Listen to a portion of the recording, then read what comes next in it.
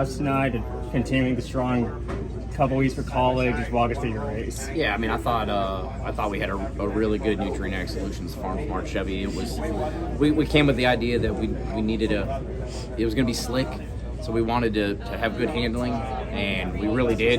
We could drive up through the field. The biggest thing was once we got to the lead, we just had too much drag in the race car, so it made it easy for those guys to get runs on us. Which was kind of what we knew.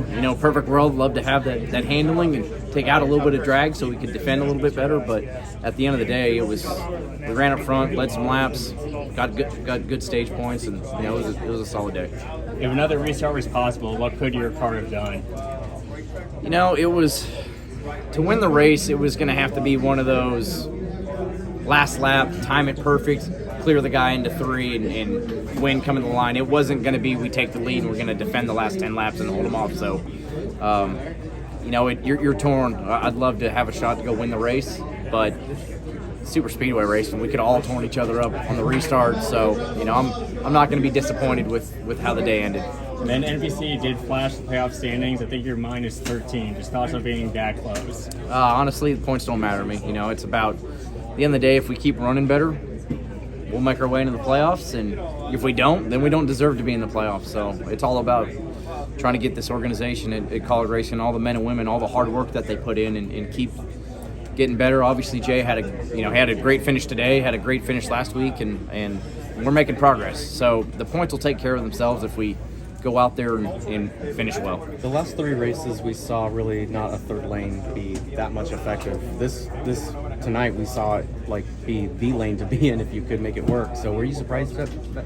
Or? Not really, just because it just takes somebody getting up there, and usually Reddick's probably going to be the first guy to go up there and clean it off. So once it cleaned off, it had rubber, but it's super sketchy being the first guy up there. So there was a couple guys that tried it and got loose, and then a couple guys started working it in, and once the rubber cleaned it up, it was a lane that, really the bigger thing about it is how you cross the wake of a car in front of you. If you go there and it crosses wrong and it snaps loose, you're going to hit the fence. But once you got up there, it was okay. And then I can't remember watching a race where you guys are battling like it's the last lap every lap for so long. What was it like to see that kind of intensity, and then obviously being up the front to have a chance at that win? Yeah, I mean, everybody's telling each driver that the weather's coming, and I think the toughest thing was, it wasn't even, to me, I didn't even know if it was going to be about rain. Heck, you could be running a lap and all of a sudden a bolt of lightning hits and you go into lightning delay. So I feel like basically everybody was racing to lap 130, and from each lap on, we all thought that might be the white flag. So I think that's why the intensity really ramped up.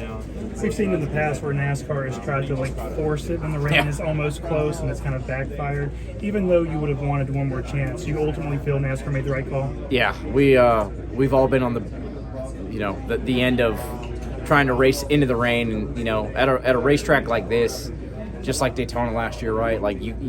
It's hard to put us at risk to all of a sudden have a rain shower down the back straightaway, and you're running 190 wide open, and there's nothing you're going to do. So, it was close, because it was like one lap I tell them, I'm like, it's not raining, and then the next lap it starts sprinkling, and then for a couple laps it kind of died down, and then it just kept building. And obviously, you look at the radar, you know what's coming. So I'd love to have one more shot at it, but I'm also happy that they didn't try to force us into making 1 or 2 laps before the rain really hit.